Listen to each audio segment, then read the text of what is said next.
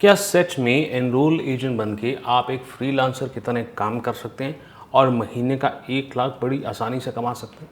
मैंने अपनी पिछली वीडियो में पूछा था कि एनरोल एजेंट करने के बाद फ्रीलांसिंग के ऊपर क्या मैं एक वीडियो बना दूं, और आप लोगों ने कहा।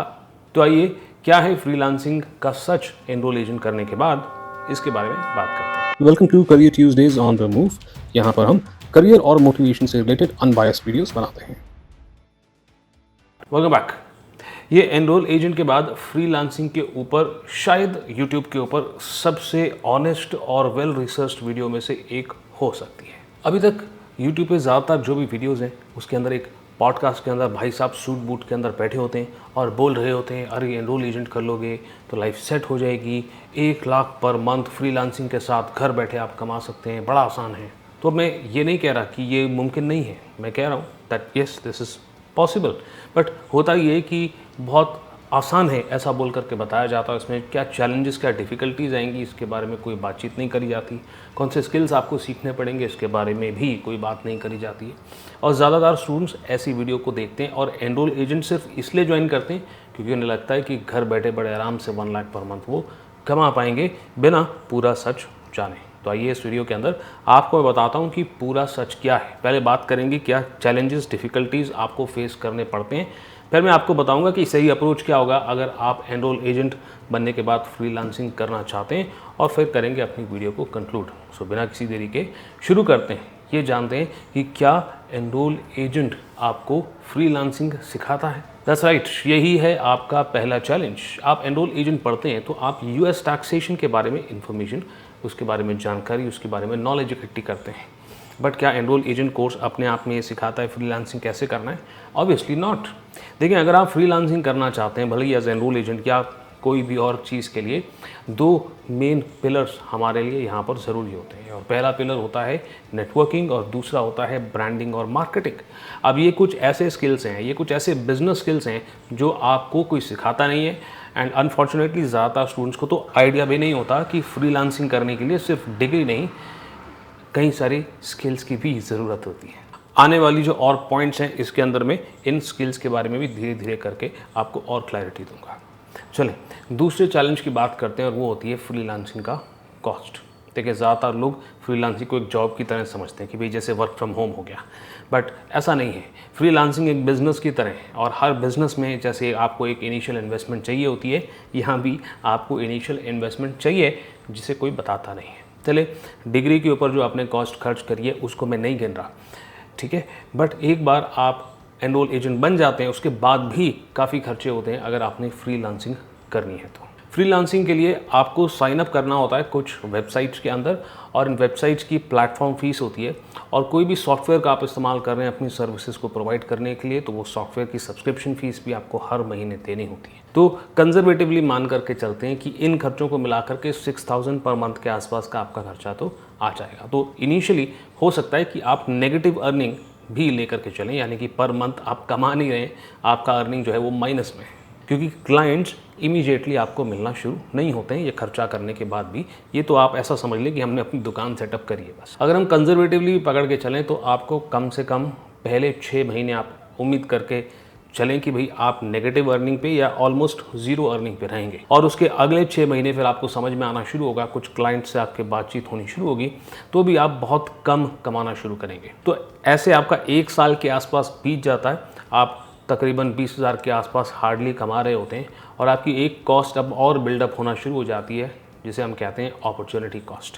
अपॉर्चुनिटी कॉस्ट सिंपली मीन्स कि भाई अगर आप एनरोल एजेंट करके जॉब करते 40,000 50,000 पर मंथ कमा सकते थे, वो आप 1 साल से नहीं कमा रहे हो, जस्ट बिकॉज आप फ्रीलांसिंग के ऊपर अपना हाथ साफ कर रहे हैं। चलो, प्लेटफॉर्म फीस की बात भी कर लेते हैं। देखें, अगर आप अपवर्क और freelancer.com पे जाते हैं तो वहाँ पे तकरीबन 10% के आसपास आपसे प्लेटफॉर्म फीस ली जाएगी, यानी कि आप $1000 की आपकी कमाई होगी तो उसमें से $100 वो प्लेटफॉर्म रखेगा। वैसे fiverr.com पे जाते हैं आप तो वहाँ पर 20% के आसपास आपसे कमीशन लिया जाता है, यानी कि आप $1000 कमा रहे हैं तो $200 वो रखेंगे और केवल बचा हुआ अमाउंट आपको मिलेगा। और यहाँ पर भी आपके खर्चे ख़त्म नहीं होते, क्योंकि जो आपके पैसे आए हैं डॉलर में आए हैं, जब आप इसको अपने अकाउंट के अंदर इंडियन करेंसी में ट्रांसफ़र करना चाहते हैं तो यहाँ पर ट्रांजैक्शन फ़ीस होती है जो समवेयर अराउंड 1 to 3% के आसपास होती है। यानी कि अगर आपकी कमाई है $1200 की, जो आइडियली 1,00,000 रुपए के आसपास होनी चाहिए। ये सारे चार्जेस वगैरह कटाने के बाद 85,000 आप रिसीव करेंगे अपने अकाउंट में। अब ये कौन बताएगा? चलिए बढ़ते हैं अपने तीसरे चैलेंज की तरफ, और वो है फ्रीलांसिंग के रिस्क्स। जैसे कि मैंने कहा, फ्रीलांसिंग एक बिजनेस की तरह है जिसके अपने खर्चे और अपने रिस्क होते हैं। तो आइए रिस्क्स के बारे में बात करते हैं। But before we talk about that, अगर आप इस चैनल पे कई बार आ चुके हैं, अभी तक सब्सक्राइब नहीं किया है, तो प्लीज़ कंसिडर सब्सक्राइबिंग। और ऐसी ही ऑनेस्ट करियर रिलेटेड वीडियोस आपको चाहिए तो वीडियो को लाइक करना मत भूलिएगा। चलिए आगे बढ़ते हैं। तो चैलेंजेस की बात करते हैं, और ये जो चैलेंजेस हैं, ये जो रिस्क हैं ना, इसके ऊपर काफ़ी रिसर्च लगी, आपको भी काफ़ी मज़ा आएगा। देखिए, सबसे पहली बात तो होती है प्रपोजल का कंपटीशन। क्या मतलब है प्रपोजल का? देखिए, जो फ्रीलांस की वेबसाइट्स होती हैं, अपवर्क, फाइवर, freelancer.com, यहाँ पे आपको अगर काम करना है, किसी क्लाइंट से बात करनी है, तो उनके पोस्ट करे हुए जॉब के ऊपर आपको एक प्रपोजल भेजना होता है जिसमें आप लिखते हैं कि क्यों वो आपको हायर करें। तो स्टेप नंबर 1 क्या है? आप उस वेबसाइट पे गए, वहाँ पर आपने एक पेड प्रोफाइल ले ली। अब कई सारे लोग फ्री प्रोफाइल में भी काम करने की कोशिश करते हैं, बट उससे उतने अच्छे रिजल्ट आते नहीं हैं। पेड प्रोफाइल ऑलमोस्ट कंपलसरी हो जाता है। एंड दी क्वेश्चन इज़ कि सर मैं अकेला हूँ क्या पेड प्रोफाइल लेने वाला? शायद दूसरे लोग फ्री प्रोफाइल में ज़्यादा होंगे। The answer is no. Maximum लोग, लाखों लोग होते हैं जिन्होंने पेड प्रोफाइल ले रखी होती है। तो यहाँ भी कॉम्पिटिशन तगड़ा है। स्टेप नंबर 2 में आपको क्लाइंट्स ढूंढने होते हैं, उन्हें प्रपोजल भेजना होता है ताकि आपका कुछ चांस बने क्लाइंट्स को हायर करने का। उसके बाद क्लाइंट्स हो सकता है आपसे चैट वगैरह करे, बात करने की कोशिश करे इन ऑर्डर टू अंडरस्टैंड कि आप उनके लिए सही फिट हो कि नहीं। But before that even happens, आपने रियलाइज़ किया मैंने क्या बात करी कि क्लाइंट के जॉब के लिए तकरीबन 20 से 50 प्रपोजल्स मिनिमम आते हैं। मिनिमम, बहुत कम फिगर मैं आपको बता रहा हूँ, कई बार 100 प्रपोजल्स भी आते हैं। लेट्स से कि अगर 50 प्रपोजल भी ऑन एन एवरेज एक क्लाइंट के जॉब पे आ रहे हैं, तो आप उन 50 में से केवल एक प्रोफाइल हो, यानी कि आप एक कंपटीशन में हैं। आप अकेले नहीं हैं किसी क्लाइंट के जॉब्स के लिए बिड करने के लिए, उन्हें प्रपोजल भेजने के लिए। दूसरा रिस्क होता है कि आप एक्सपीरियंस्ड प्रोफेशनल्स के साथ compete कर रहे होते हैं। अब जैसा कि मैंने कहा कि एक काम के लिए, एक जॉब के लिए कई सारे प्रपोजल्स जाते हैं, और ये प्रपोजल्स भेजने वाले ऐसे वैसे लोग नहीं होते। ये कई बार एक्सपीरियंस एनरोल एजेंट्स होते हैं। ये enrol agents plus chartered accountant या एनरोल एजेंट्स प्लस CPA, ऐसी तगड़ी क्वालिफिकेशंस के साथ होते हैं। इनकी 5 स्टार रिव्यूज़ होती हैं। 100 से भी ज़्यादा क्लाइंट्स के साथ ये काम कर चुके होते हैं, और ये क्लियरली जानते हैं कि एक प्रोफेशनल प्रपोजल कैसे लिखा जा सकता है। तो एक कंपनी यूजुअली एक्सपीरियंस्ड प्रोफेशनल्स को, जिनके 5 स्टार रिव्यूज़ हैं, जिनके बड़े सारे टेस्टिमोनियल हैं, उनको हायर करना प्रेफर करते हैं, भले उन्हें थोड़ा ज़्यादा अमाउंट देना पड़े, as compare to a fresher जिसके कोई रिव्यूज़ नहीं है, कोई एक्सपीरियंस नहीं है, और बिल्कुल भी उसको प्रपोजल ठीक से लिखना नहीं आता है। तो as a fresher, as a new freelancer, आपके पास फिर कोई चारा नहीं होता। आप अपने जो आर्ली रेट्स चार्ज करते हैं उसको आप बहुत कम करते हैं।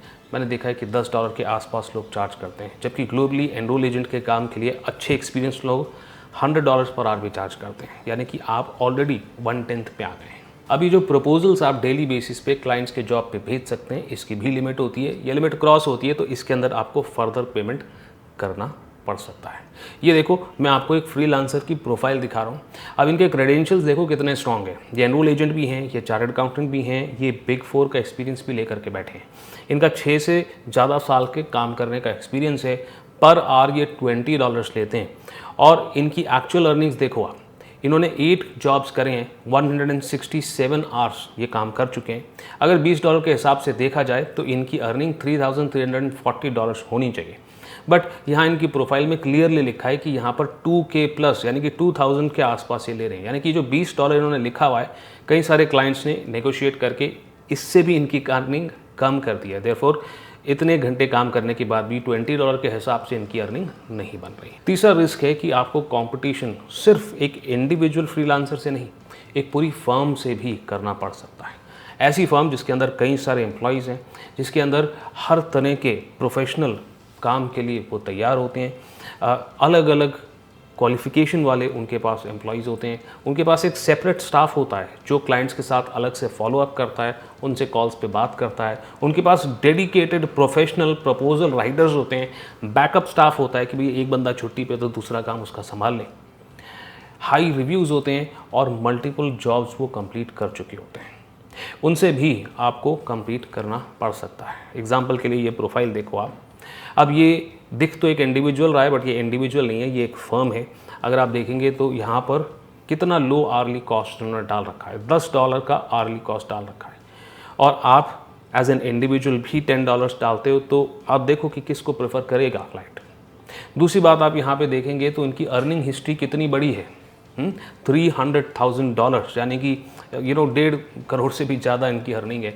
इसके साथ आप देखेंगे तो 100% जॉब सक्सेस रेट है, यानी कि इन्होंने जो भी काम लिया है उसको पूरा किया है। और यहाँ पर मल्टी स्किल एडवांटेज भी है कि कितनी भी क्वालिफिकेशंस इनके पास हैं, किसी भी तरह का काम आए ये कर लेंगे। और चौथा रिस्क या चौथा चैलेंज जो आपको यहाँ फॉलो करना पड़ सकता है, जिसके ऊपर आपको काम करना पड़ेगा, वो है कंसिस्टेंसी ऑफ वर्क। देखिए पेमेंट जो है वो बिलेबल आवर्स पे आपको मिलता है। तो जैसे मैंने कहा कि 1 लाख पर मंथ अगर आपने कमाना है तो ये मुमकिन है। अगर मुमकिन आपके लिए भी होना चाहिए तो उसके लिए आर्ली रेट आपने $20 से आप चार्ज करते हैं तो आपको महीने में 60 आवर्स कम से कम काम करना पड़ेगा, यानी कि $1200 आपको मिलते हैं, तब जाकर के 1 लाख रुपीज़ के आसपास आपकी मंथली इनकम बनती है। बट ये जो क्लाइंट्स हैं ये कंसिस्टेंटली नहीं मिलते हैं। जो क्लाइंट ने आपसे पिछले महीने काम कराया था, हो सकता है अगले महीने आपके साथ वो ना जुड़ा रहे, यानी कि कॉन्स्टेंटली आपको नए क्लाइंट्स ढूंढने पड़ते हैं। एंड देयरफॉर ऐसा भी हो सकता है कि किसी महीने आपने 1 लाख कमा लिया और उसके अगले ही महीने आपकी अर्निंग जो है केवल 40,000 होकर के रह गई। एटलीस्ट इनिशियली जब तक आपके पास एक लॉयल क्लाइंटेज नहीं आ जाता तब तक तो आपको ये चीज़ फेस करनी पड़ेगी। बढ़ते हैं चौथे चैलेंज की तरफ, और वो है कि फ्रीलांसर्स अक्सर क्विट क्यों कर देते हैं। देखिए ऐसा है कि इंडिया के अंदर फ्रीलांसिंग को जॉब जैसी रिस्पेक्ट नहीं मिलती। यहाँ फैमिली की एक्सपेक्टेशंस अलग होती हैं। अगर आपने इंटरनेशनल कोर्स करने में ऑलरेडी 1.5 से 2 लाख इन्वेस्ट कर दिया है और फ्रीलांसिंग के अंदर भी आप इनिशियली पैसे कमा नहीं रहे, आप पैसे खर्च ही कर रहे हो, तो पेरेंट्स तो सवाल करेंगे ही ना, पहले तो कोर्स के लिए हमने पैसे दिए, अब तुम कमाई कब शुरू करने वाले हो। अब इसके लिए पेशेंस सिर्फ फ्रीलांसर के पास नहीं होना चाहिए, उसकी फैमिली के पास भी होना चाहिए। बड़ी ईजिली यहाँ पर कह सकते हैं हम कि 60% जो फ्रीलांसर्स हैं वो पहले ही कुछ महीनों के अंदर अपनी फ्रीलांसिंग के इस ड्रीम को क्विट कर देते हैं, विच एसेंशियली मीन्स कि हर किसी के लिए फ्रीलांसिंग नहीं है, एटलीस्ट 0 से तो शुरू नहीं करना चाहिए। अब मैं आपको एक सोचने के लिए एक पर्सपेक्टिव देना चाहता हूँ। मैं कंपेयर करना चाहता हूँ प्रैक्टिसिंग चार्टर्ड अकाउंटेंट से। देखिए प्रैक्टिसिंग चार्टर्ड अकाउंटेंट्स भी सिमिलर सिचुएशंस को फेस करते हैं। उनके लिए भी जब शुरू करते हैं तो उनके पास क्लाइंट्स नहीं होते हैं, शुरू में इनकम लो होती है, एंड येस हो सकता है नेगेटिव भी हो कई चार्टर्ड अकाउंटेंट्स की शुरुआत की इनकम, क्योंकि उनको तो एक फिजिकल ऑफिस लेना पड़ता है ना, रेंट वगैरह देना पड़ता है, फर्नीचर बनाना पड़ता है, तो इसलिए शुरू में उनकी जो इनकम है वो कम होती है और रेपुटेशन उनको बिल्ड करनी पड़ती है धीरे धीरे करके, फिर उनकी कमाई होती है और कंसिस्टेंट क्लाइंट्स उनके पास आते हैं। बट चार्टर्ड अकाउंटेंट्स के पास एक एज होती है, वो आर्टिकलशिप कर चुके होते हैं और आर्टिकलशिप के अंदर उन्हें क्लाइंट्स से बात कैसे करनी है और एक काम को शुरू से लेकर आखिर तक एग्जीक्यूट कैसे करना है, इसका एक्सपीरियंस उनके पास होता है, जो एनरोल एजेंट के पास नहीं होता। और यही है 5वां चैलेंज कि एनरोल एजेंट के पास जब वो शुरू करते हैं अपना कोर्स कंप्लीट करने के बाद फ्रीलांसिंग शुरू करते हैं तो उनका एक्सपीरियंस 0 होता है। छठे और आखिरी चैलेंज की मैं बात कर रहा हूँ और ये है नेटवर्किंग। अब देखिए 99% लोग जो हैं वो जानते ही नहीं हैं कि नेटवर्किंग करना कैसे है। मैं ओवरस्टेट नहीं कर रहा, क्लियरली बात यही है। अब अगर आप ज़्यादा कमाना चाहते हैं तो आपको फ्रीलांसिंग वेबसाइट से हटना पड़ेगा, क्योंकि वो लोग अपनी कमीशन चार्ज करते हैं। आप में ये कैपेबिलिटी होनी चाहिए कि आप यूएस में बैठे व्यक्ति से डायरेक्टली कांटेक्ट कर सको, नेटवर्क कर सको, और इसके लिए आपकी एक तगड़ी लिंक्डइन की प्रोफाइल होनी चाहिए। और सिर्फ प्रोफाइल होने से काम नहीं होता है, आपका एक तगड़ा कंटेंट क्रिएशन भी वहाँ पर होना चाहिए, जो देखने में जो अमेरिकन्स हैं वो इंटरेस्टेड हो, उनको समझ में आए कि भाई ये बंदा हमारे बिजनेस के अंदर वैल्यू ऐड कर सकता है। ऐसा एक स्ट्रॉन्ग नेटवर्क क्रिएट करने में केवल 1% लोग सक्सेसफुल होते हैं और वो 4 से 5 लाख पर मंथ बड़ी आसानी से अर्न कर लेते हैं और कंसिस्टेंट कस्टमर्स क्रिएट कर पाते हैं। मैं इसके बारे में पहले भी बात कर चुका हूँ। लिंक्डइन के ऊपर अगर आप एक वीडियो जाते हैं, लिंक्डइन फॉर फाइनेंस, अब ये मैं फाइनेंस कह रहा हूँ बट यहाँ पर accounting professionals, finance professionals, CA, CPA, CFA, कोई भी टाइप का आप अकाउंटिंग या फाइनेंस की फील्ड से हैं या टैक्सेशन की फील्ड से हैं और जानना चाहते हैं कि लिंक्डइन का हम कैसे इफेक्टिवली यूज़ कर सकते हैं और एक सीरीज़ चाहते हैं इसके ऊपर, तो कमेंट कर दें लिंक्डइन फॉर फाइनेंस। इसके ऊपर भी मैं जल्दी से काम करना शुरू कर दूँगा। चलें, अब बहुत डरा दिया आपको, अब मैं फटाफट से आपको बताना चाहता हूँ कि राइट तरीका क्या है। वैसे अभी तक आप समझ चुके होंगे कि जितने भी सक्सेसफुल फ्रीलांसर्स हैं वो 5 स्टेप के प्रोसेस के थ्रू निकलते हैं। स्टेप नंबर 1 है कि US टैक्स फर्म में आपको सबसे पहले जॉब करके एक्सपीरियंस गेन करना चाहिए। स्टेप नंबर 2 है टैक्स के तरह तरह के सॉफ्टवेयर्स आते हैं, वो आपको सीखने होते हैं। स्टेप नंबर 3 होता है 3 से 5 साल का आपने एक्सपीरियंस गेन कर लिया। स्टेप नंबर 4 होता है लिंक्डइन के ऊपर तगड़ी अथॉरिटी बिल्ड कर ली, क्योंकि लिंक्डइन पे अथॉरिटी कंटेंट से हम बिल्ड करते हैं और ऐसा एक आध महीने में नहीं हो जाता है, इसके अंदर 6 महीना, 7 महीना, 10 महीना भी लग सकता है और कंसिस्टेंटली आपको ये करते रहना होता है। और वैसे ही स्टेप नंबर 5 की बात करें, अब जा कर के इतना एक्सपीरियंस गेन करने के बाद आप फ्रीलांसिंग की तरफ मूव करते हैं। और अब जब आप फ्रीलांसिंग की तरफ मूव करोगे तो आपके लिए फ्रीलांसिंग के लिए मूव करना काफ़ी रियलिस्टिक और सस्टेनेबल हो सकता है। लॉन्ग टर्म के लिए अच्छी कमाई आप करना एक्सपेक्ट कर सकते हैं। तो आइए फटाफट से इस वीडियो को करते हैं कंक्लूड। देखिए, मैं आपको डराना नहीं चाहता, बट ये जो 1 लाख पर मंथ का चूरन जो कई सारे यूट्यूबर्स आपको खिला रहे हैं, नहीं, वो इतना भी आसान नहीं है, ये आपको पता होना चाहिए। तो आप जब अपना डिसीजन लेते हो ना, तो आपको ये जानना ज़रूरी है कि फ्रीलांसिंग का अगर आप सोच रहे हैं तो उसके अंदर क्या क्या चैलेंजेस आते हैं, ये आपको पता होना चाहिए। या फिर एनरोल एजेंट अगर आप कहीं पे ज्वाइन करना चाह रहे हैं, किसी कोचिंग या किसी इंस्टीट्यूट को ज्वाइन करना चाह रहे हैं और वो ससरी तौर पे कह देते हैं फ्रीलांसिंग करने से इतना कमा लोगे, तो यह वहाँ मत करो। वहाँ तभी करो अगर वो साथ में सच भी आपको बता रहे हैं कि कमा सकते हो, बट मुश्किल है, आपको इन चैलेंजेस को पार पाना होगा। आओ आपको बताते हैं कैसे आप ये काम कर सकते हैं। अगर इस एक्सटेंट तक आपको वो इंस्टीट्यूट मदद करने को तैयार है और फिर वो फ्रीलांसिंग के क्लेम करता है, तो बिल्कुल ज्वाइन करें, कोई दिक्कत नहीं है। मगर सिर्फ सपने देख करके ज्वाइन मत कर लेना।